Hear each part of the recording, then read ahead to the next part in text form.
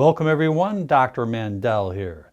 My objective is to educate you about the coronavirus, to take away that fear, that panic that many people are having worldwide.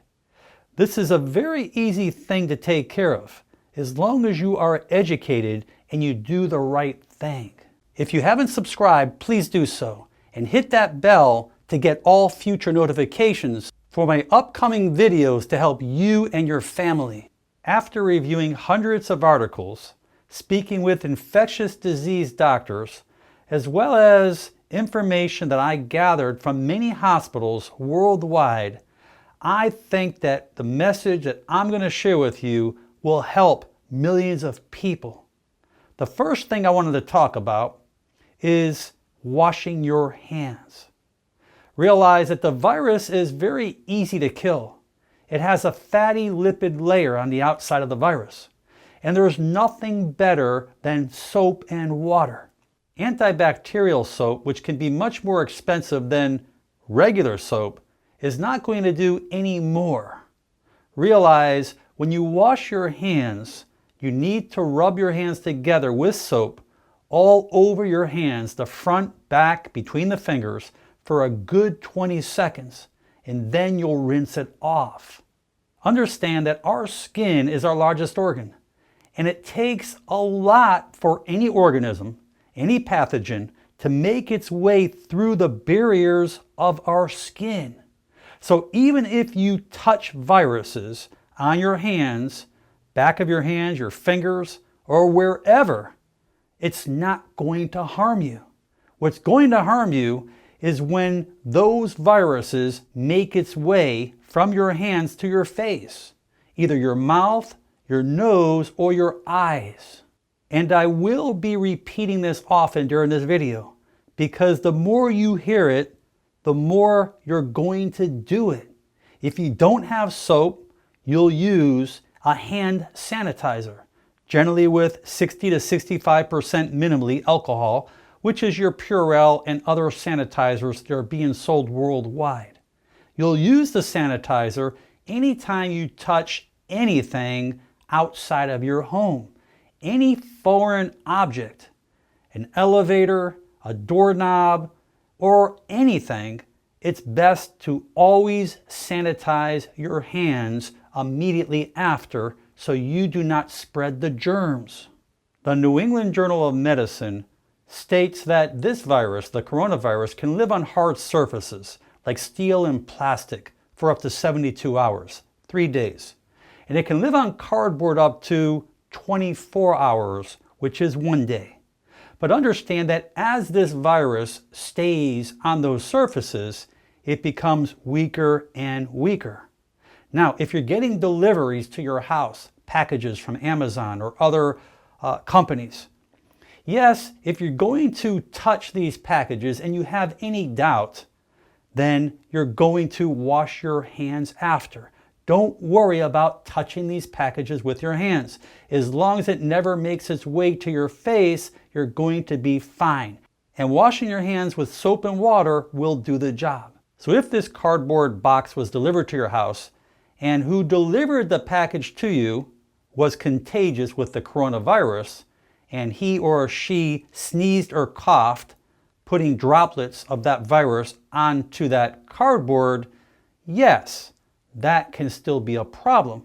But touching it is not going to hurt you as long as you wash your hands after with soap.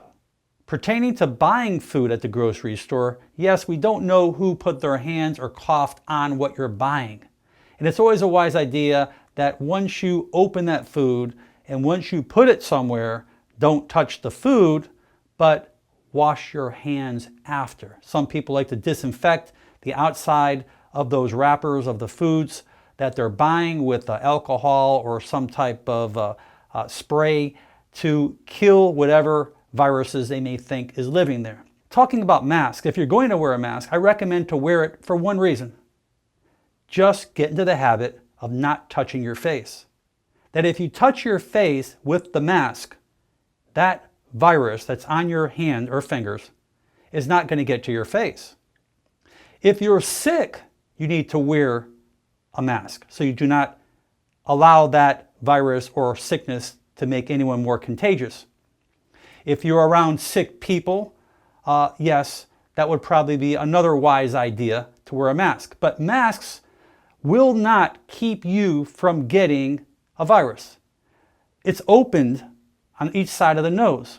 It can make its way in through the eyes. People are not wearing shields all day long. So if you're healthy, wearing a mask is not going to do any good for you, according to the research.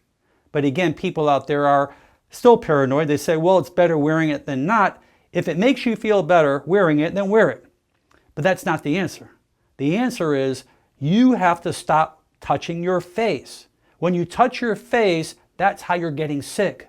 Yes, you still have to stay within that 6-foot law of other people. You don't want to be with lots of people at one time. You still want to follow the guidelines. Is it possible that if someone coughs, in your face, the droplets have to come into your mucous membranes, your eyes, your nose or mouth? But it's not real common. It's so much more common that everyone out there today is catching this virus from their hands and touching their face. And if you look at the studies, that people have a bad habit of touching their face, I don't know how many dozens and dozens and dozens of times a day, or maybe every couple hours. But it's a constant thing that we're doing, and we need to stop. So wear your masks and train yourself not to touch your face. You could be taking the bus, holding onto the handles. Think about opening your car door, touching the aisles, touching other things. It can go on and on.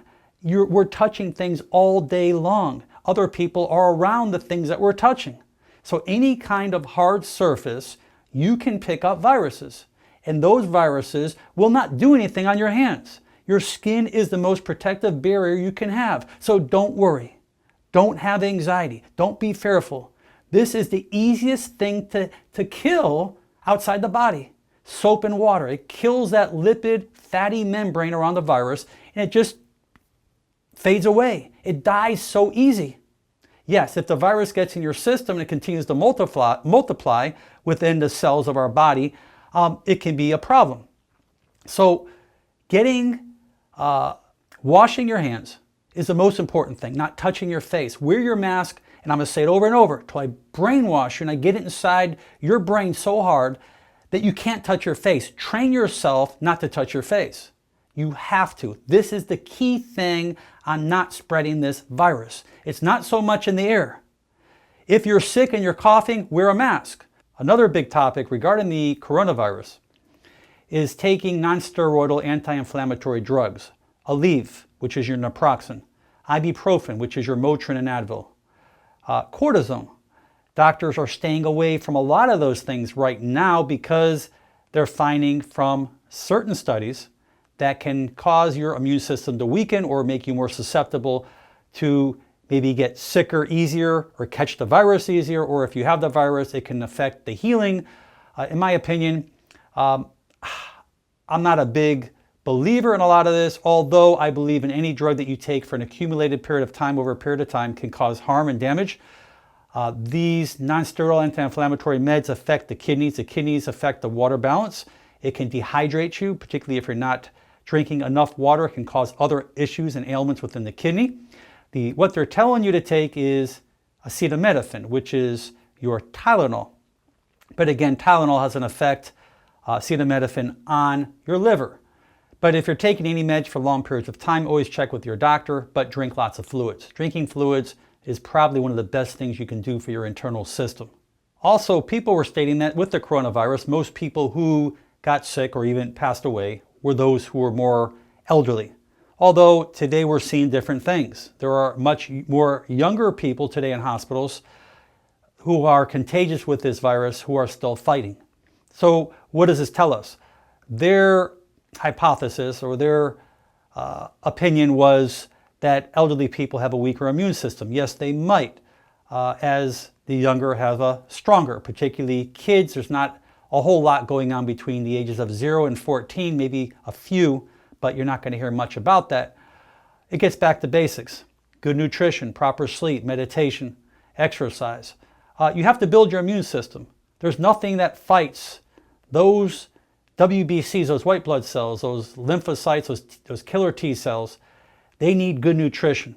But building that immune system is so important because that's what fights. Everything heals from the inside out.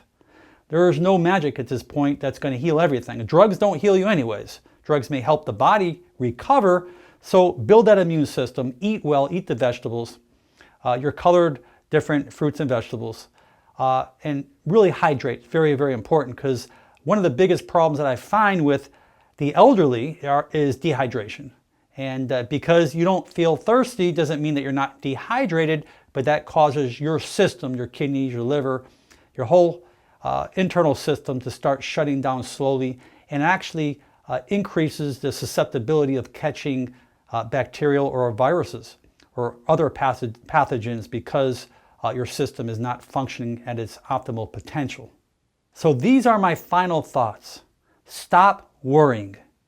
Get out of that anxiety mode, that fight or flight, where you're secreting cortisol, adrenaline, norepinephrine. You're weakening your immune system. You're affecting your WBCs, your white blood cells. It's not allowing your immune system to fight strong. You must stop worrying, because this is an easy thing to take care of as long as you do the right thing. But worrying will make the condition worse, and it will affect your body's healing ability. Instead of worrying about those things that you shouldn't touch, just remember one thing. Anything you touch on the outside of your house where people are around or have been around, there's a possibility that it's contaminated. There can be some kind of virus, bacteria, or something on there that you can catch by touching it and then touching your face, particularly your mouth, your nose, your eyes. So have a hand sanitizer around if there's no sink where you cannot wash your hands with soap and water, and do not touch your face. So when you have any doubt, wash your hands, use that hand sanitizer, because if you touch something, go into your car and then put your hand on the shifter or on the wheel, and you start contaminating that wheel, and then you wash your hands and then go back to the wheel again, steering wheel, you've just recontaminated your hands again. So you need to really think this thing through. Just don't take it for granted. Germs are the easiest thing to spread, particularly on your hands. And don't worry about touching viruses with your hands.